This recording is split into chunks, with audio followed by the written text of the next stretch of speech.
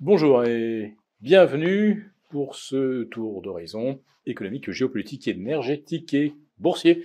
Nous sommes le mercredi 8 novembre et pour comprendre comment tourne la planète finance, c'est sur l'inforruptible et nulle part ailleurs. Et la thématique du jour, ce sera: la chute du baril est-elle seulement géopolitique ? Ouais, alors on s'est vraiment ennuyé ferme hier sur les marchés, sur les actions, c'était une sorte de grand sommeil bis. Après la séance de consolidation de lundi, on s'est repayé exactement la même en Europe. Allez, aux États-Unis, tout pareil. Alors par contre, c'était pas à la baisse, c'était à la hausse. 7e séance de hausse pour l'ensemble des indices US, 8e pour le Nasdaq, qui vient de reprendre, j'ai fait le calcul, 8,3% sans reprendre son souffle. Et cette ascension phénoménale, sans précédent, d'ailleurs depuis la mi-janvier 2023, cette ascension, on la doit à la forte détente de taux que nous avons déjà largement commentée, l'inflexion du discours de Jérôme Powell, avec des éléments de langage qui sont d'ailleurs repris par ses lieutenants, certains de ses bras droits. Oui, effectivement, la Fed pense que les taux aujourd'hui sont à un niveau adapté, reste vigilante sur l'inflation, mais note tout de même ces signes de ralentissement économique. Justement, les signaux de ralentissement économique, même s'ils sont encore ténus, on les voit quand même assez clairement, aussi bien en Europe au niveau de la production industrielle, mais aux États-Unis également. Et les PMI manufacturiers, c'est-à-dire les indicateurs avancés de l'activité, à base de commandes d'énergie, de matières premières, tous ces indicateurs sont également sur le reculoir. Alors, de là à imaginer qu'on aura besoin de moins de pétrole en 2024, eh bien voilà qu'on extrapole en fait quelque chose qui s'apparente déjà à une récession. En tout cas, vous ne verrez pas le baril de Brent passer de 93,5 à 80,5 et le baril de WTI passer de 91 à 77 sur une simple petite correction d'un excès haussier antérieur.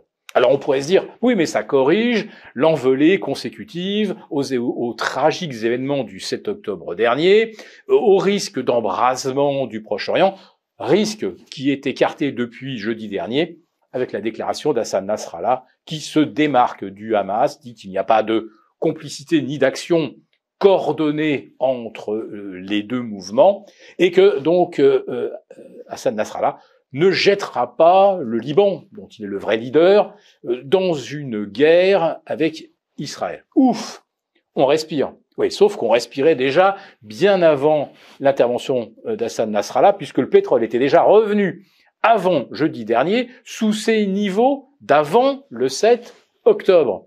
Donc pour que le pétrole retombe bien en dessous de 88 $, niveau à date du déclenchement du conflit israélo-Hamas, il faut donc d'autres éléments et qui sont clairement, cette fois-ci on peut le penser, une véritable spéculation sur un scénario de récession qui implique en fait autre chose, c'est que finalement, si on arrive à une récession, c'est que la Fed serait peut-être allée trop loin.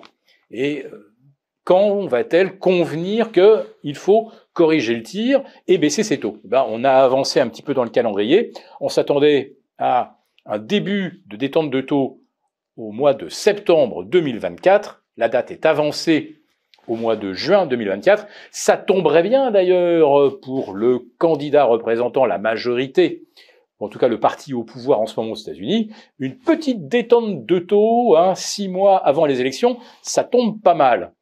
Et il faut se souvenir que la Fed a pour tradition généralement de ne pas agir en amont des élections.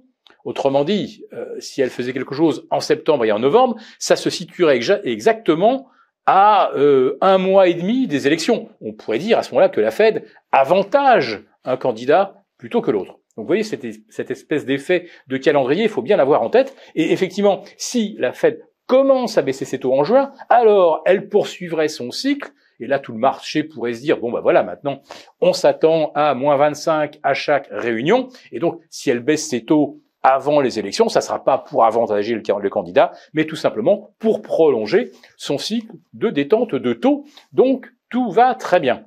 Sauf que la chute du pétrole, alors qu'on a maintenant ces anticipations de baisse de 100 points des taux directeurs d'ici fin 2024, si le pétrole chute autant, c'est qu'il y a bien effectivement une anticipation de récession.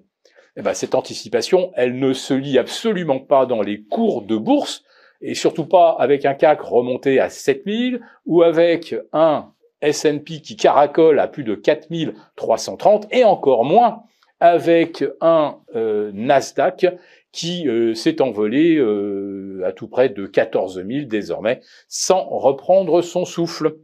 Je ne dis pas qu'on s'en va vers une correction immédiate, mais au bout de 8 séances de hausse, avec des perspectives de récession, mais bon sang, où le marché peut-il bien aller ? Merci beaucoup d'avoir regardé cette vidéo. N'hésitez pas à réagir dans les commentaires ou à liker et partager cette vidéo si le contenu vous a plu. Et pour ne rater aucune de nos prochaines émissions, vous pouvez vous abonner à notre chaîne et activer les notifications. Et pour plus de contenu, n'oubliez pas que le dernier rapport rédigé par nos experts est accessible en cliquant sur le lien de description. On se retrouve tout de suite dans les commentaires et je vous dis à très bientôt pour une prochaine vidéo.